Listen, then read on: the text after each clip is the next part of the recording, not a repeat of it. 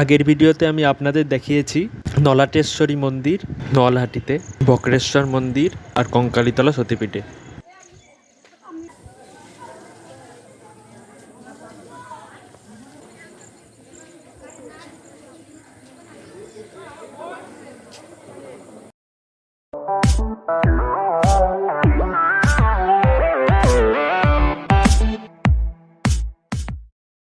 কঙ্কালীতলা দেখা হয়ে যাওয়ার পর এবার আমরা যাচ্ছি বীরভূমের লাভপুরের ফুল্লরা সতীপীঠ দেখার জন্য। কঙ্কালীতলা মন্দির থেকে ফুল্লরা সতীপীঠের দূরত্ব হলো 18 কিলোমিটার এবং যেতে সময় লাগে 30 মিনিট।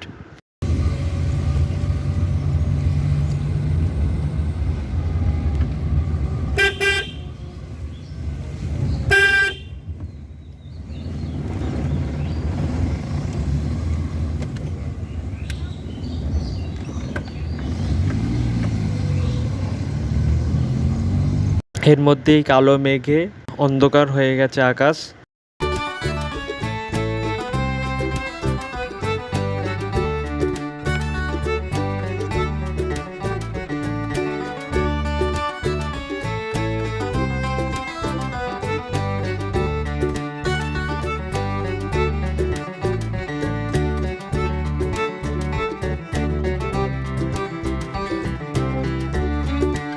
আমরা পৌঁছে গেলাম আজকে চতুর্থ সতীপীঠ ফুল্লরা সতীপীঠ।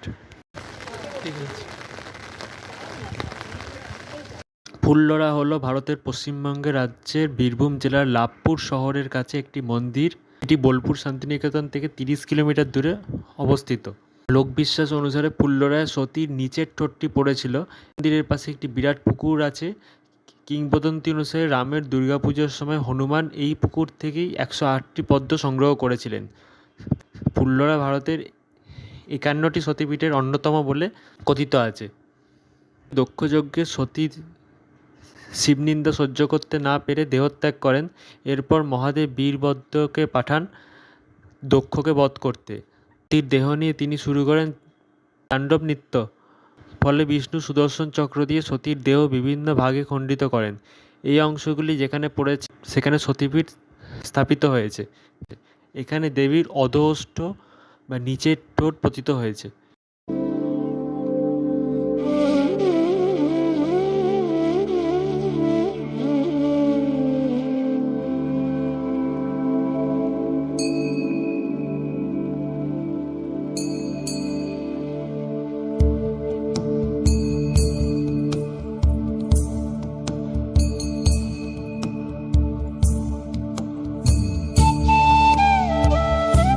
প্রচলিত রীতি অনুযায়ী অন্যান্য পীঠের মতো এইখানেও বিশেষ ভৈরব শিবের মন্দির রয়েছে।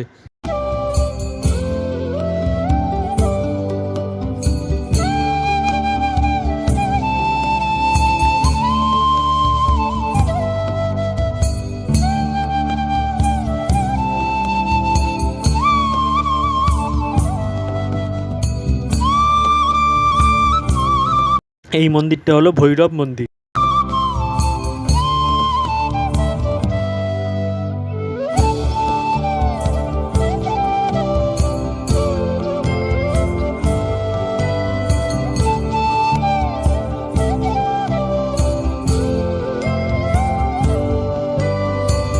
এটা হলো মন্দিরের পাশে একটা পুকুর। অনেকে মনে করেন রাম যখন দুর্গাপুজো করেছিলেন তখন হনুমান এই পুকুর থেকেই 108টা পদ্ম তুলে নিয়ে গেছিলেন।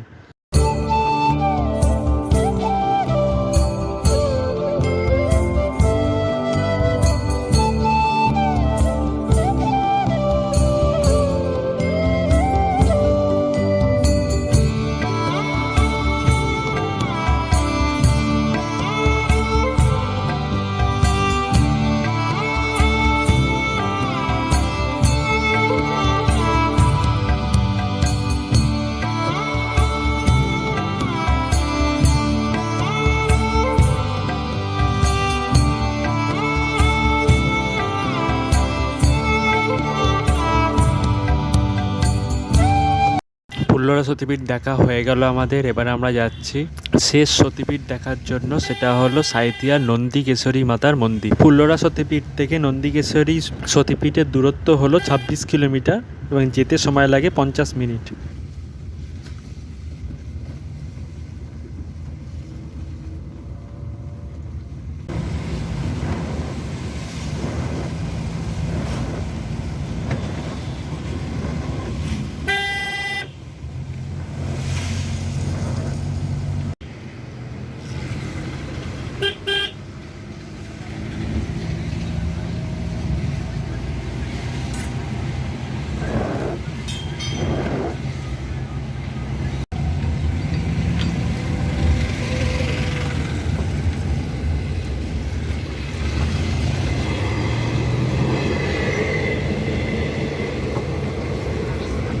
কাঞ্চনজঙ্ঘা।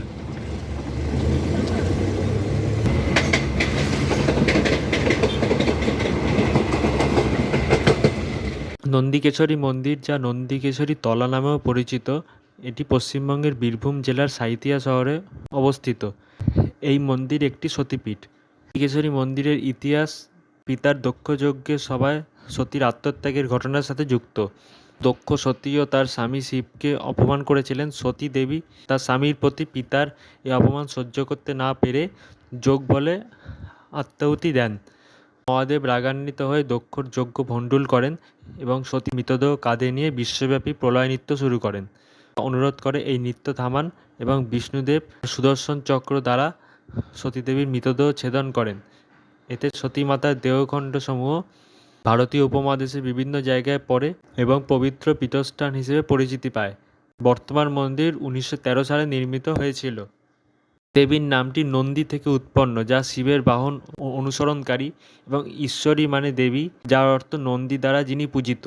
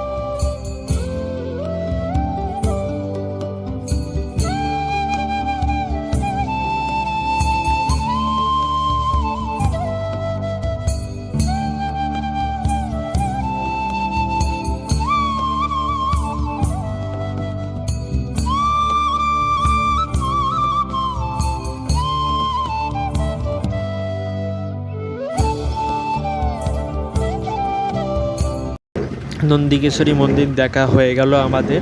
এবার আমরা আবার ফিরে যাচ্ছি আমাদের তারাপীঠের হোটেলে।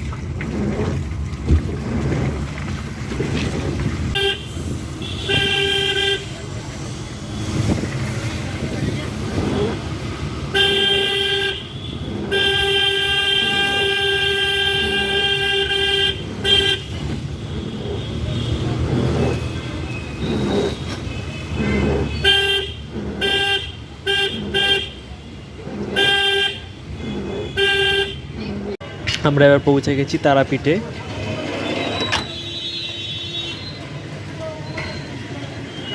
এইটা ছিল আমাদের আজকের গাড়ি। আমাদের এই 5টা সতীপীঠ ঘোরার জন্য খরচা হয়েছে 5,000 টাকা। 7ই জুলাই যেহেতু রথ, তাই এখানে রথ সাজানোর প্রস্তুতি চলছে।